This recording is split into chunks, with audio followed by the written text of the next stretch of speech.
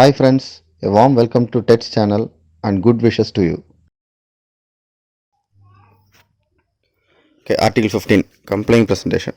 When an issuing bank determines that a presentation is complying, it must honor. Okay, so complying presentation and அந்த எல்சியோட terms and conditions படி சாட்டிஸ்ஃபையாக இருக்கணும், யூசிபியோட rules படி சாட்டிஸ்ஃபையாக இருக்கணும், ஐஎஸ்பிபியோடைய rules படி சாட்டிஸ்ஃபையாக இருக்கணும்.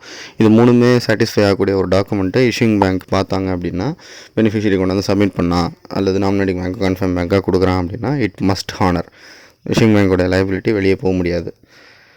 Okay, when a confirming bank determines that the presentation complying, it must honor or negotiate and forward the documents to issuing bank. Okay, இப்போ conforming பேங்க்னா issuing பேங்கை விட ஒரு ஸ்டெப் அதிகமாக அவனுக்கு ரெஸ்பான்சிபிலிட்டி இருக்குது. என்ன அப்படின்னா, அவனும் வந்து இதே மாதிரி கம்ப்ளைண்ட் ப்ரெசன்டேஷனை மஸ்ட் ஹானர் பண்ணணும் அல்லது நெகோஷியேட்டாவது பண்ணணும். பண்ணிவிட்டு உடனே டாக்குமெண்ட்ஸை இஷ்யூங் பேங்க்குக்கும் ஃபார்வர்ட் பண்ணணும். Okay, when nominated bank determines that a presentation is complying and honors or negotiate, it must forward the documents to confirm bank or issuing bank. Okay, இங்கே ஒரே ஒரு சின்ன டிஃப்ரென்ஸ் என்ன அப்படின்னா, மற்ற ரெண்டு பேங்க்கும் மஸ்ட் ஹானர் பண்ணணும். நாமினேட்டட் பேங்கை பொறுத்த வரைக்கும் மஸ்ட் ஹானர் பண்ண தேவையில்லை, மே ஹானர் பண்ணலாம். அப்படி இல்லைன்னா கண்டிப்பான முறையில் மஸ்ட் டாக்குமெண்ட்ஸ் வந்து கன்ஃபார்ம் பேங்க்கோ இஷ்யூங் பேங்க்குக்கோ ஃபார்வர்ட் பண்ணணும். அதுதான் அவனுடைய first primary duty.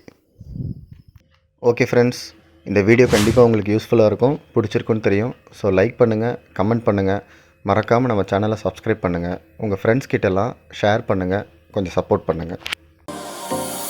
Time for a love potion, little sweet and spice. Throw it all in a cauldron, mix it up real nice.